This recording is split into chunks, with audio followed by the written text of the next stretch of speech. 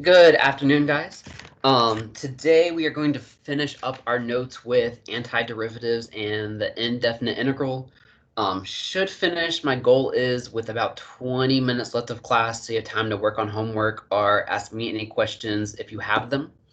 Tomorrow is just a work day for you to work on your homework and then ask any questions you have as you get ready for this first quiz.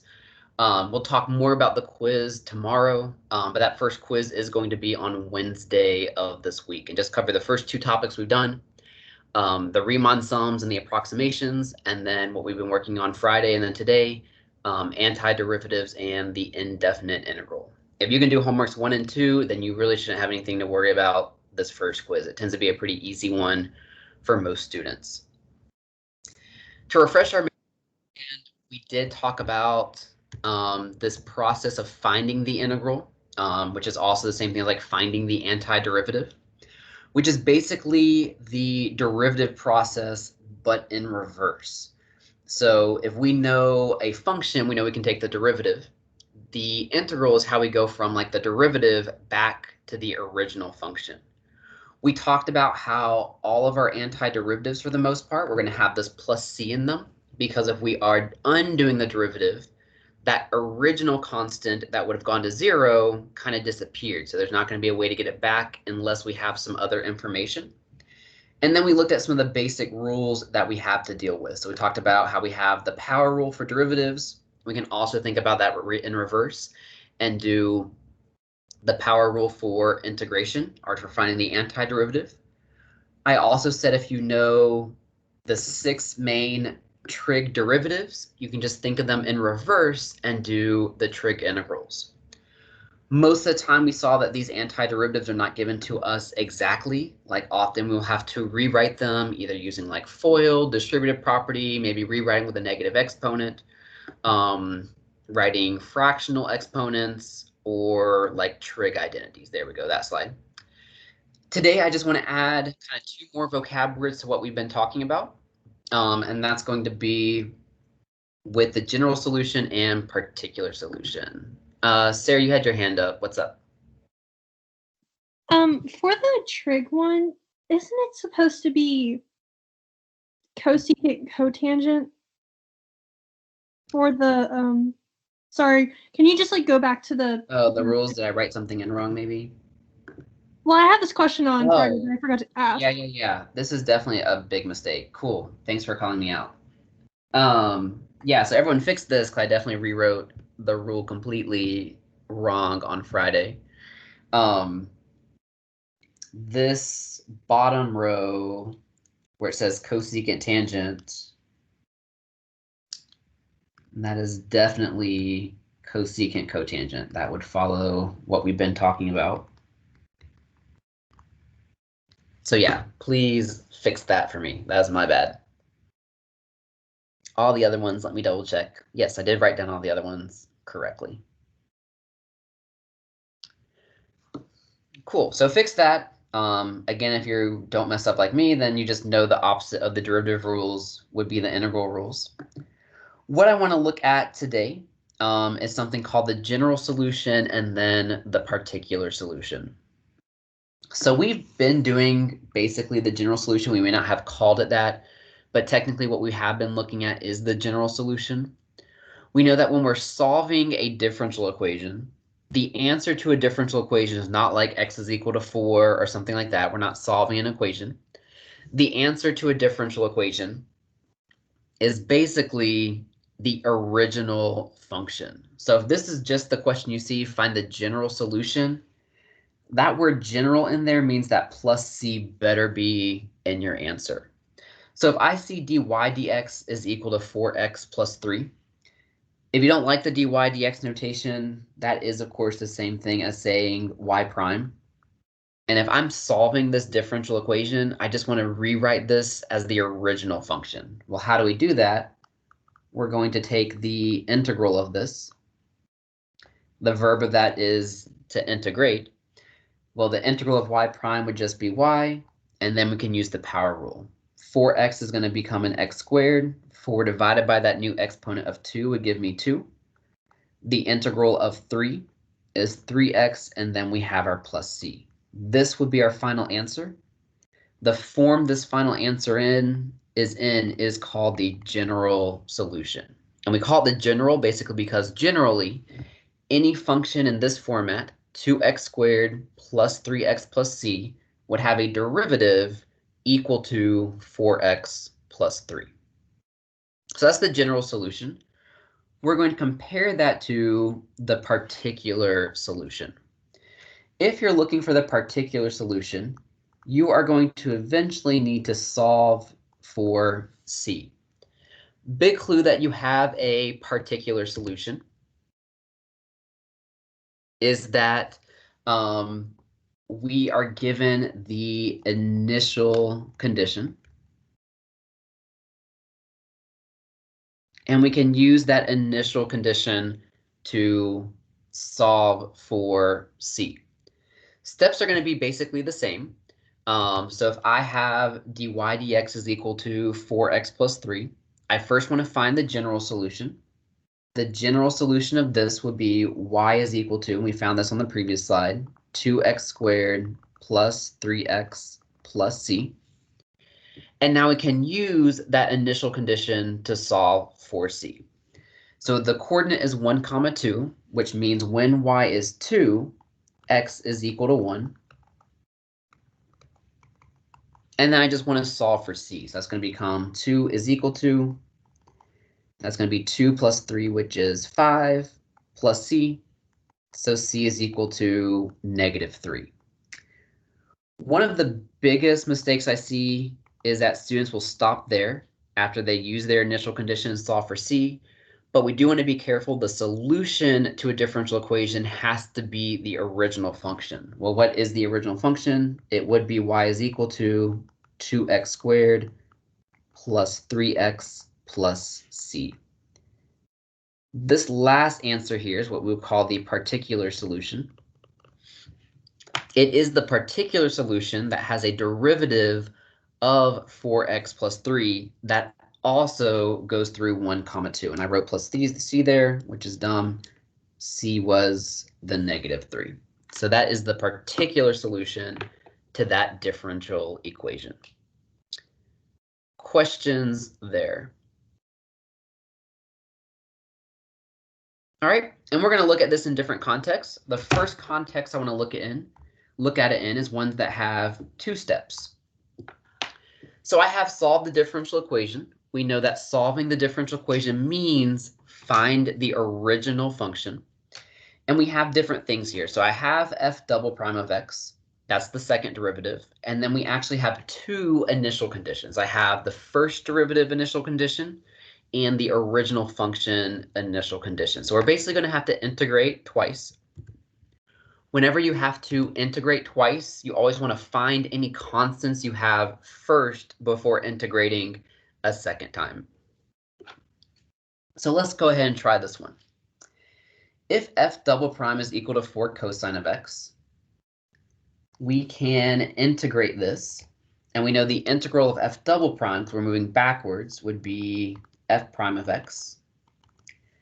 Thinking of our derivative rules, 4 is the coefficient. And I want to think to myself the derivative of what is cosine. The derivative of sine is cosine. And then don't you ever forget your plus c. My first initial condition I have is f prime of 0 is equal to 2. So f prime is 2 when x is 0. And then solve for c. Using the unit circle, the sine of 0 is 0. So I get that c is equal to 2. How is that useful? We now know that the first derivative of this function is 4 sine of x, not plus c, but plus 2. There's step 1. And then for step 2, we just want to repeat that again, but we're going to now integrate the first derivative to find the original function. So the integral of f prime would be f of x. And then just kind of repeat that process. 4 is a coefficient. Think to yourself the derivative of what is positive sine. The derivative of negative cosine would be positive sine. The integral of 2 is 2x, and then don't forget your constant. Little disclaimer here. Normally I would do a plus c. I don't want to do a plus c again since I've already kind of used that variable. Some textbooks will use like a c with a subscript of 2 to show that this is like a new constant. I tend to verge away from subscripts and I just go down the alphabet and say like plus d. Like just needs to be a constant. I just don't want to use c because I kind of technically already used c in the first part of the problem. I have another initial condition to use. It says f of 0 is 3. So f is 3 when x is 0. And then solve for that other constant of d. So I have 3. The cosine of 0 is 1. And so I get that d is equal to 7. Again, your final answer is not what the constant is equal to. Your final answer is the original function. And the original function, f of x, would be this -4 cosine of x plus 2x plus 7. Easy way to check your answer. So if we integrated to get to this point, you just take the derivative twice. And if you take the derivative twice, you would see that f double prime does end up being 4 cosine of x. Questions on that problem?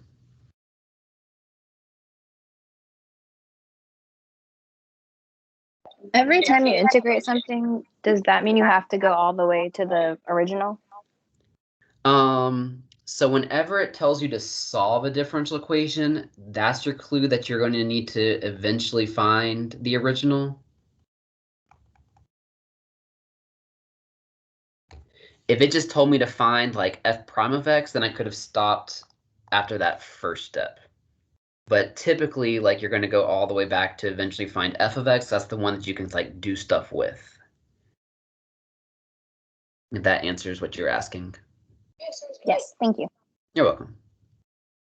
Any other questions on that? All right, so then the last example I want to do to kind of show us some other applications with the antiderivative goes back to one of the first applications we used when finding the derivative. And that's what I call PVA, or position, velocity, and acceleration.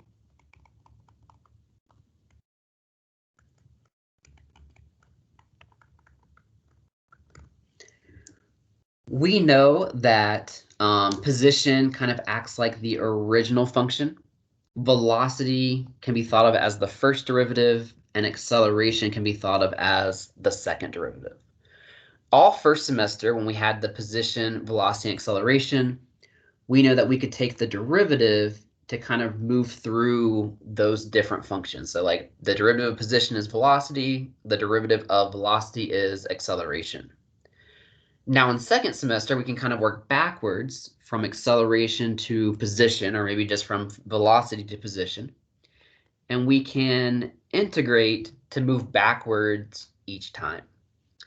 So that's what we're going to do kind of in this question. I have a chicken is moving in a straight line, probably to cross the road or something like that. Its acceleration is given by a of t, and I give you the function there. We have some initial conditions. So it says at t is equal to 0, the velocity is 4. At t is equal to 0, the position is also 0. And then we have what the question is actually asking us to find. We want to find the chicken's position at t is equal to pi. So this is actually very, very similar to the problem that we just did, but instead of calling it just f prime, and f double prime, we're calling it position, velocity, and acceleration. So let's go ahead and look at this problem. I'm going to go ahead and just rewrite the acceleration. Acceleration is 6t cosine of t. If I had the acceleration to move backwards to velocity, I would need to integrate. The integral of acceleration would give you velocity, similar to thinking like the integral of the second derivative would give you the first derivative. Using your power rule for that first term, it would be t squared. 6 divided by 2 is 3. And then we want to think the derivative of sine gives you cosine. So the integral of cosine is sine. And then don't forget your constant. Big thing I want to mention about that constant. On the AP exam, if you're used solving a problem that requires you to find a missing constant and you leave off that plus C, the AP grader will stop grading as soon as they see that mistake. So they're not going to look at the rest of the problem, no matter how much else correct you did on it. So make sure you're always leaving that C there. So then we want to go ahead and plug in our initial condition. This one is the first one. So at t is equal to 0, the velocity is 4. So the velocity is 4 when t is 0. From the unit circle, the sign of 0 is 0. So we do see that c is equal to 4. So what does that give us? It tells us that the velocity is equal to 3t squared plus the sine of t plus 4. And we can do any of this type of stuff we did first semester with that velocity equation. Like I could find when it's at rest, moving to the left, moving to the right, and anything like that. But we're not done with what this question is asking us. This question is asking us to find the chicken's position at t is equal to pi. So from that velocity equation, I'm going to integrate one more time. Different notations we can use for position. I will often use like y of t or x of t. Remember, sometimes we use p of t or s of t. All those can be used for position. I'm going to use y just to remind ourselves that position really is like the original function. So integrating, the position would be equal to t cubed, 3 divided by 3 is 1. Think to myself, the derivative of negative cosine would give me sine. The integral of 4 would be 4t, and then we have a constant. And again, I'm going to use a d since I already used that c somewhere else. And it says that t is equal to 0, the position is also 0. So I would have 0 is equal to 0 cubed minus the cosine of 0 plus 4 times 0 plus d. Careful when you evaluate this. The cosine of 0 is positive 1. So we would have like 0 is equal to negative 1 plus d. So d would be equal to positive 1. Using that, we now know that the position equation would be t cubed minus the cosine of t plus 4t, and then that constant we solved for was 1. That is the particular solution for the position. I am not done with the problem, but I do want to open it up for any questions on any of the steps I've done so far. Yeah, how did you get yt to 0? Is that in the problem? Yes, it told me at t is equal to 0, the position was 0. Okay. So to answer the question, it does say find the chicken's position at t is equal to pi. Well, if I have the position equation, now I just want to plug pi into that position equation. Won't simplify too nicely, but pi cubed minus the cosine of pi plus 4 pi plus 1. Again, don't have to simplify your answers when you're in my class, but do evaluate trig. So we have pi cubed. The cosine of pi is negative 1, so that becomes plus 1 plus 4 pi plus 1. You can leave it like that, because again, really the only thing you can combine together are those ones. And my units for this, if acceleration was in meters per second squared, then position would just be in meters. So at t is equal to pi, that is where the chicken, for whatever reason, is located at. Make sure with these questions you always go back and answer the question that is being asked.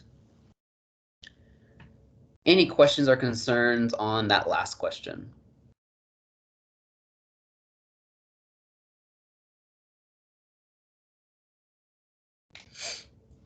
All right, as planned, there's exactly 20 minutes of class for you to work and ask questions.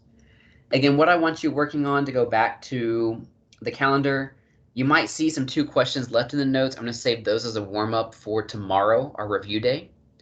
What I want you working on today and then kind of finishing up is we just have these 2 homework assignments. Homework 1 hopefully is done. Maybe you have a few questions you need to ask on it. Continue working on homework number 2. Homeworks 1 and homeworks number 2 will be due on the day of the quiz, which is on Wednesday. Tomorrow in class is just going to be a review day. I'm going to have a very short warm-up, but you'll have most of the period to kind of finish up your homework and ask me questions as you have them. So definitely come to class with questions. At this point, like if you're good to go, then you're welcome to go ahead and sign out of this meeting. Start working on any homework you haven't finished, or maybe come up with any questions you might have.